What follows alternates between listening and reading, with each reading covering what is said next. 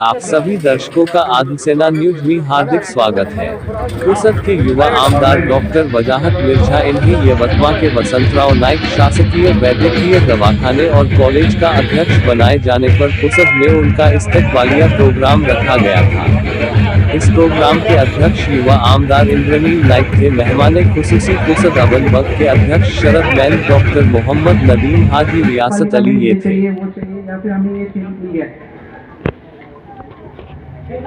उसमें डॉक्टर मेमन साहब ने एक खास बात कही कि देखनीय काम जो हमको आंखों से दिखते नहीं है, ऐसे काम हमने बहुत सारे किए हैं। उसकी लिस्ट अगर बनाएंगे तो बहुत बड़ी लिस्ट है, लेकिन यहाँ सब बैठे हैं तो मैं इनके सामने, यहाँ अपने लोग बैठे हैं, सब कुछ नगर सेवक बैठे हैं, इनके सबके सामने मैं इतना ही कहना चाहूँगा कि नगर पालिका के जो इलेक्शन होने वाले हैं उसके पहले आपको देखनीय काम भी देखने मिल जाएंगे। अभी ग्राम पंचायत की इलेक्शन है, इसलिए मैं कुछ यहाँ घोषणा नहीं कर सकता हूँ, लेकिन हमने बहुत कुछ काम मार्गी लगा चुके हैं हम लोग। बीमारी वाला रहो, चाहे शादी वाला रहो, चाहे मेजबानी वाला रहो, चाहे जॉब वाला रहो, हर आदमी के लिए ये खुद भागदौड़ करते। एक हमारे बड़े नेता मनोहर भाऊ और दूसरे वजाहत भाई, और वजाहत भाई को जो भी कुछ मिल रहा है ये गौर गरीबों की दुआओं की वजह से मिल रहा है। जैसा धूप की उष्णता आबर में जाती और बरसात में वो गिरती, तो उसी तरह की गौर गरीबों की दुआओं की ऊपर जाती और उसके साथ वो नीचे आती। और मामूली छोटी बात नहीं है कि इतने क्लिक पॉइंट पे कांग्रेस की पोजीशन इतनी कम होने के बाद में भी दुआओं के असर से डॉक्टर साहब आमदार बनने वाले गए। ये सिर्फ और सिर्फ दुआ है। और आज भी जो पद उनको मिला, जिस पद के लिए अपन उनका सत्कार कर रहे हैं, वो पहले आमदार है जो अध्यक्ष बने, वसंतराव नाइक अभ्यास दीजिए अध्यक्ष जो बने, तो इसके पहले सब खासदार लोग वहाँ के अध्यक्ष बन चुके हैं। जवाहरलाल डाडा साहब, वसंत अपने उत्तम दादा पाटिल साहब। तो वो अच्छा वजनदार हाल था, फूलों का हार था, लेकिन साथ ही साथ थोड़ा सा हर जिम्मेदारियों का भी जो वजन कांधे पे आया उसका भी एहसास मुझे भी है और इंद्रनील नाइक को भी।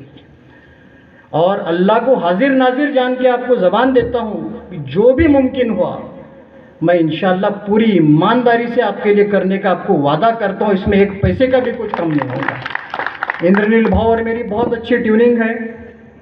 हम जब भी काम करते हैं, चाहे वो कोई भी मंत्री के पास हो, तो मिलकर जाते हैं, एक दूसरे की बहुत अंडरस्टैंडिंग है।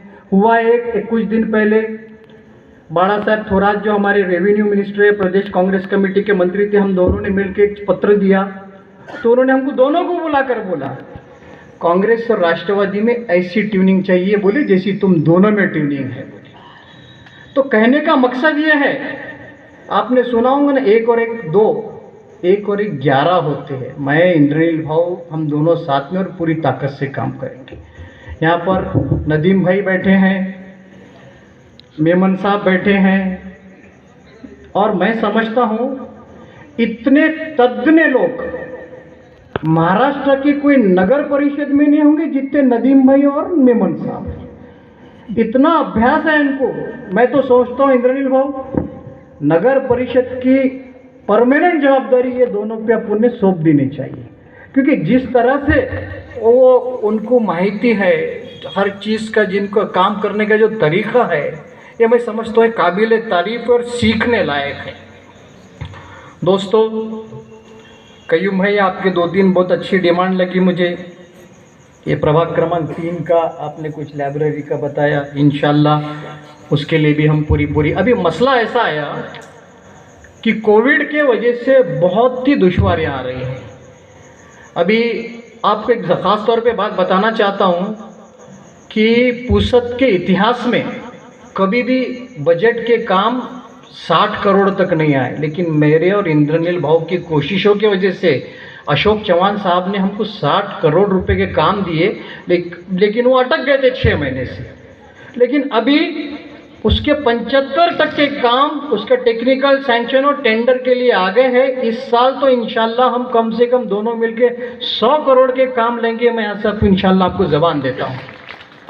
रही बात अभ्यागत मंडल की, जब हम बैठे महाविकास आघाड़ी की बैठक हुई तो चर्चा चली कि भाई पहले 3 कमेटी डिक्लेयर कर देंगे, एक अभ्यागत कमेटी, एक खादीग्राम कमेटी और एक एसटी महामंडल, एसटी, हाँ।